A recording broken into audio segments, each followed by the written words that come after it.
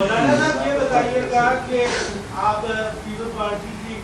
President ہیں آصف علی زرداری، بلاول صاحب کے ساتھ بڑے اچھے تعلقات ہیں، مولانا فضل الرحمان صاحب کی ملاقاتیں بھی ہوئی، آپ کے ساتھ باتیں بھی کی گئی، تو اس طرح حکومت تسلیم نہیں کر رہی، جبکہ آپ کا موقف یہ ہے کہ قانونی طور پر قانون بن چکا ہے، اب وہ دوبارہ اس کی منظوری ہو چکی ہے، جیسا کہ جو احتجاج بھی بلایا جا رہا تھا کیونکہ اب کینسل کر دیا۔ دیکھیے اس مسئلے کا ذاتی مراسم سے تو کوئی تعلق نہیں، وہ ایوان صدر میں بیٹھے ہیں، لیکن یہ بات آپ کو بھی معلوم ہے اور ریکارڈ پر ہے کہ الیکشن سے پہلے میاں شہباز شریف صاحب کی حکومت پاکستان پیپلز پارٹی اس کے سربراہ وہ خود ہے اور بلاول بھٹو صاحب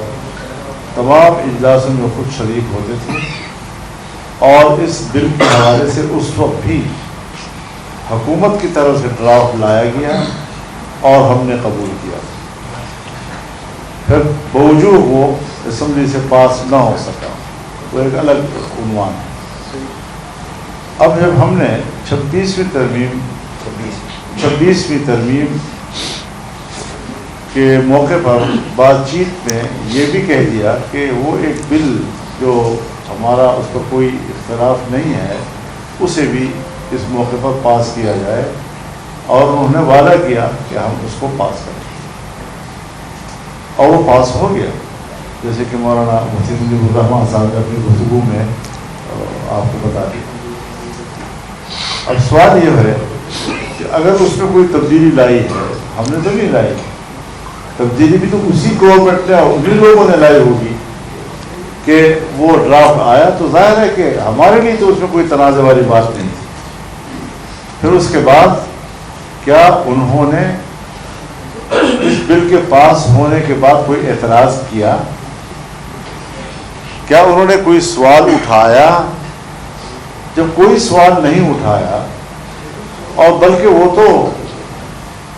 بل پاس ہونے کے ایک ہفتے کے اندر میرے پاس مجھے مبارکباد دینے کے لیے آنا چاہتے تھے، لیکن شاید میری مصروفیات یا شہر سے باہر ہونا ملاقات میں مانے رہا، اور آج وہ سوال اٹھا رہے ہیں کوئی مہینہ ڈیڑھ کے بعد، تو ہم ان سے کوئی جھگڑا نہیں کر رہے، وہ ہمارے بھائی ہیں، ہمارے لیے قابل احترام ہیں۔ انہوں نے یہ سوال کس ضرورت کے تحت اٹھانا چاہیے تھا، تو ہم سے اگر بات کرتے تو ہم خوشی کے ساتھ ان کے ساتھ بیٹھتے، کوئی ایسا مسئلہ بھی نہیں ہے، لیکن ایک ایسا ہنگامہ کھڑا کر دیا کہ جیسے یہ بل بڑا متنازع ہے، لہذا بل بالکل متنازع نہیں، بل متفقہ اتفاق رائے کے ساتھ پارلیمنٹ کے اختیار کے تحت پاس ہوا ہے، پہلے بھی اسمبلی ہی میں پیش ہوا تھا،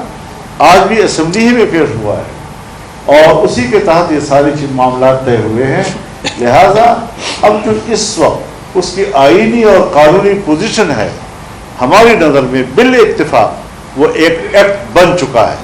لہذا